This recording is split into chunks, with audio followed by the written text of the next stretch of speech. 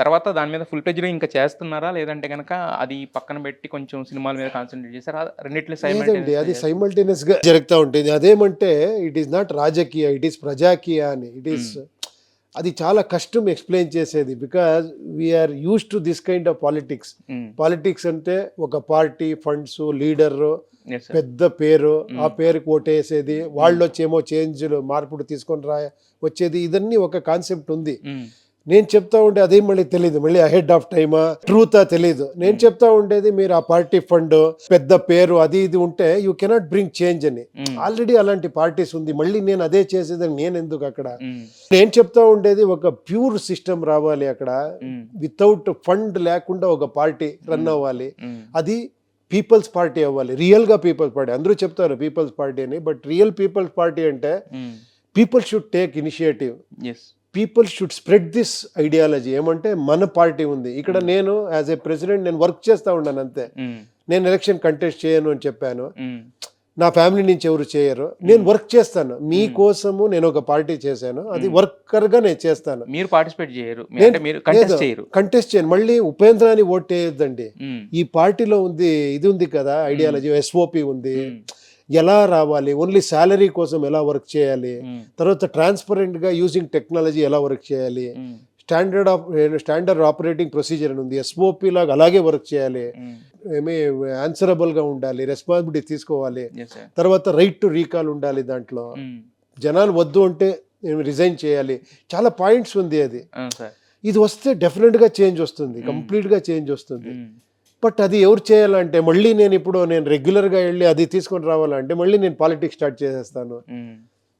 మళ్ళీ నాకు డబ్బులు అవునవును. కావాల్సి వస్తుంది, అవును డబ్బులు సార్. ఉండేవాళ్ళు వస్తారు, హ్మ్. మళ్ళీ అది అలాగే అయిపోతుంది. హ్మ్. నేను ఎప్పుడూ సింపుల్గా చెప్పాలంటే ఫస్ట్ పార్టీని ఓటేసేవాళ్ళు, హ్మ్. నెక్స్ట్ వ్యక్తి అని ఓటేసేవాడు. ఓటేసేవాళ్ళు. నేను చెప్పి అది రెండు వద్దు, ఇష్యూ బేస్డ్ పాలిటిక్స్ రావాలి అని. హ్మ్. ఇష్యూ కోసం ఓటేయండి, నాట్ హ్మ్. పర్సన్. హ్మ్. మీరేమన్నా నేను ఇప్పుడు ఫర్ ఎగ్జాంపుల్ అన్ఎంప్లాయ్మెంట్ అంటే అన్ఎంప్లాయ్మెంట్ ఇది చేస్తానంటే అది చేయాలి, హ్మ్. లేదంటే నేను దిగిపోవాలి. హ్మ్. అలాంటిది రావాలి అని నా ఇది.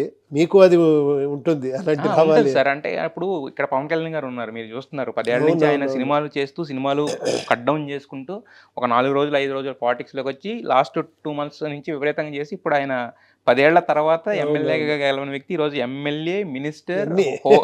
డిప్యూటీ సీఎం మినిస్టర్‌తో పాటు ఇంకొక 4 పోర్ట్‌ఫోలియోలు ఆయన దగ్గర అవును. ఇచ్చారనమాట ఈజ్ ఏ యాక్చువల్‌గా. 100 out of 100 100 out out of 100 strike rate యాక్చువల్‌గా. Strike rate. 21 మంది నిలబడితే 21 మంది ఎమ్మెల్యేలయ్యారు. ఇద్దరు నిలబడితే ఇద్దరు ఎంపీలయ్యారు. అవునవును. సో, మరి ఇలాంటి ఒక మార్పు అంటే ఆయన కూడా సమాజంలో మార్పు రావాలనే గదా ఉన్నది. కరెక్ట్, బట్ కరెక్ట్, కాకపోతే కరెక్ట్. ఆయన కంటెస్ట్ చేసి అనుకున్నారు గదా! మరి అలా ఎలా అనిపించింది మీకు? ఆయన ఐడియాలజీ చూసినప్పుడు ఎలా అనిపించింది? దానికన్నా దగ్గరగా ఉందా మీరనుకున్నది లేదా అసల? అది ఒక వేరే స్టైలు. హ్మ్. Is trying. Let hmm. Me see. నేను అదే చూస్తాను యాక్చువల్లీ డెఫినిట్‌గా. హ్మ్. అది ఏమైనా డెఫినిట్‌గా మార్పులు తీసుకొని రావచ్చు. హ్మ్. బట్ ఇది నేను చెప్తా ఉండేది ఇట్ ఈస్ కంప్లీట్‌లీ వేరే అది actually. Yes maybe it sir. Is advance. మీకు ఇప్పుడు సార్ ఇది ఎక్కడ జరుగుతుంది ఇప్పుడు అని చెప్పొచ్చు. నేను ఉపేంద్ర ఓట్ వేయొద్దండి అనే చెప్తాను. Hmm. Don't vote for Upendra. Hmm. Vote for this points. There are 9 points. మేము పెట్టుకున్న పాయింట్స్‌కి ఓటేయండి. నేను హ్మ్. సింపుల్‌గా చెప్పాలంటే సార్. ఇప్పుడు కృష్ణని ఆరాధిస్తారు, కృష్ణని పూజిస్తారు. అవును సార్. ఆ కృష్ణ చెప్పిన భగవద్గీతను పూజిస్తారా అని. హ్మ్. భగవద్గీతను ఫాలో అయితే మీరు కృష్ణ పూజ యెస్. చేసినలాగా. ఇది సింప్లిఫైడ్‌గా ఉంది సార్. మనం కృష్ణుడు చూపించిన మార్గంలో మనం నడిస్తే మంచవుతది. అదే. కృష్ణుడిని పూజిస్తే మంచి నేను అంతే అవుతది చెప్తా గాని ఆ! ఉండేది. యాహ్! మళ్ళీ మరి నాకు చెప్తారు మీరు చెప్తా ఉంటారు కదా మీరే చేయాలి అని. అది సో, ఆంధ్రప్రదేశ్‌లో ఆ పాలిటిక్స్ చూసిన తర్వాత ఏమనిపించింది సార్? అంటే మీ ఫ్రాటర్నిటీ నుంచి వచ్చిన వ్యక్తి కదా! మా పవర్ స్టార్ అయినా కూడా మీ ఫ్రాటర్నిటీ నుంచి బయటకొచ్చిన వ్యక్తి కదా! ఎలా అవును. ఐ అనిపించింది always proud and actually I congratulate చేస్తాను ఈవిడి. ఓకే. ఏమో డెఫినిట్‌గా ఏమో చేంజెస్ వస్తుంది. డెఫినిట్‌గా మంచిదవ్వాలి. హ్మ్. సరే. చూస్తాం. Yes sir. ఆయనతో ఏమన్నా ఉందా మీకు అనుబంధం? అంటే చిరంజీవి గారితో ఉంది కదా! ఆయనతో ఏమన్నా అనుబంధం ఉందా మీకు? లేదు, ఒక్కసారి ఫ్లైట్‌లో కలిసాము హ్మ్. అంతే. హ్మ్.